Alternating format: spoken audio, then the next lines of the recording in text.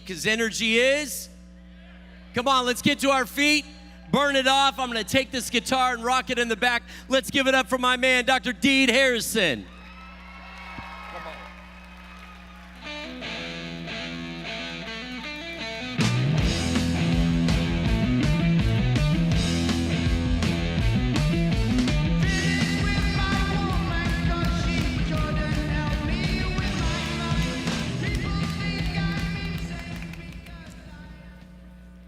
Thanks, guys. I'm very honored to be here again. I think it's my fourth time on the Cal Jam stage. Really just want to say thank you to everybody involved, especially Dr. Billy DeMoss and Mary Jane. Right? Give it up for them, please. Without their vision, purpose, passion, we wouldn't all be here. It's very difficult each time for me to come and bring something new. And if you know Billy, he's always telling you got to have something new. You can't do the same thing, right? You don't want to hear the same thing over and over again, even though nobody understands what I said the first time anyway. I could probably say the same thing, just coming from a research perspective, and nobody would remember, and you'd still go, oh, that's Deed. But this time I wanted to do something brand new, something that's near and dear to my heart. The song that they just played, the first song from the Adjusters, Learning to Fly, but I Ain't Got Wings. It's kind of how I see my research career a little bit when I look back on the history of myself in the chiropractic profession. And I look at some of the questions that I had as a clinician and as a researcher, wanting to investigate this thing that we call chiropractic and wanting to see if I could personally leave chiropractic a better place. Always I had in my mind that the spine dictated the function of the nervous system. Most of you share that with me. That's the way I was raised in chiropractic. That was what I was taught to believe, that the structure of the spine dictates and influences the function of the nervous system. Yes or yes? Come on, that wasn't everybody. Yes or yes? Thank you.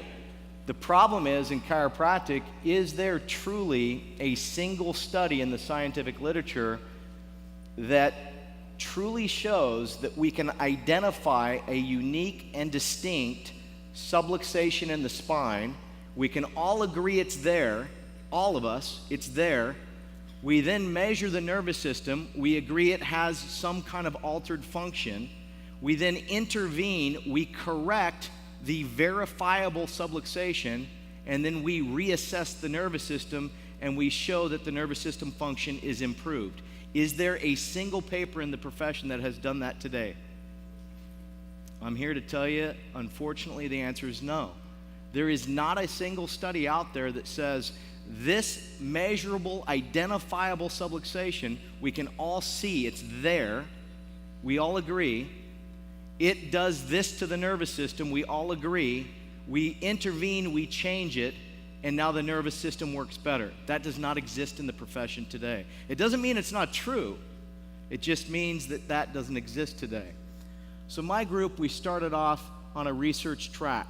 We wanted to develop and study ideal models of the spine. We wanted to come up with measurable, testable models, and we did that. Showing up on the screen is our cervical spine model.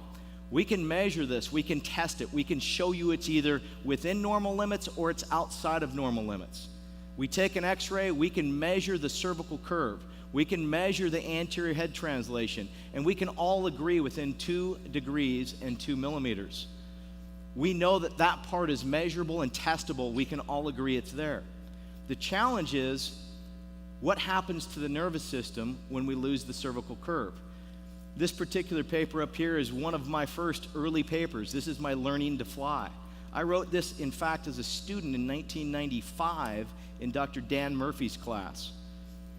At the time I was his student, he said to me, Deed, you have a term paper, and in order for you to pass my class, I have to approve your paper. And he grew up with my late father, Dr. Don Harrison. They were best friends. And he said to me, Deed, if you turn in something like everybody else turns in, I will fail you. I'm like, Dan, dude, you're my dad's best friend. You changed my diapers. Shouldn't it work the other way around? I get a bye? And he goes, no, I know what you're capable of. So I wrote a 3-part series, read over 150 peer-reviewed studies, summarized them, and then wrote it up and submitted it to JMPT. Later, it got published in the literature in the Journal of Manipulative and Physiological Therapeutics. I passed Dan Murphy's class, thank God, right? So it was good enough for Dan, it was good enough for JMPT. The biomechanics of the central nervous system.